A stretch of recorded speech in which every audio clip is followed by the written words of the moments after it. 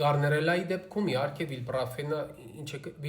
հա ճիշտ կարդացա, վիլպրաֆենը բացարձակապես անօգուտ է, բացատրեմ ինչի համար։ Վիլպրաֆենը ինչ է իրենից ներկայացնում։ Վիլպրաֆենը անտիբիոտիկ է, բավականին լայն սպեկտրի անտիբիոտիկ է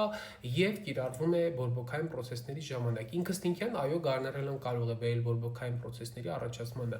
բայց ինչպես դուք հիշում եք իմ նախորդ վիդեոներին, գարներելայի հիմքը կազմում է իմունոդեֆիցիտը։ Իսկ մենք գիտենք, որ յուրաքանչյուր անտիբիոտիկ ինչ է անում, յուրաքանչյուր անտիբիոտիկ սպանելով մեր աղիքներում ապրող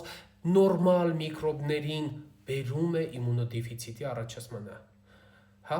Ցանկացած անտիբիոտիկի կողմնակի էֆեկտը դա աղիքային միկրոֆլորայի ոչնչացումն է, որը ինքնաբերաբար արդեն իմունոդեֆիցիտի պատճառ է դառնում, ոչ մի լոգիկայի մեջ չի տեղավորվում գարներելան բուժել անտիբիոտիկով, դա անթույլատրելի է, դա անգրագիտություն է, դա անդաստիարակություն է, դա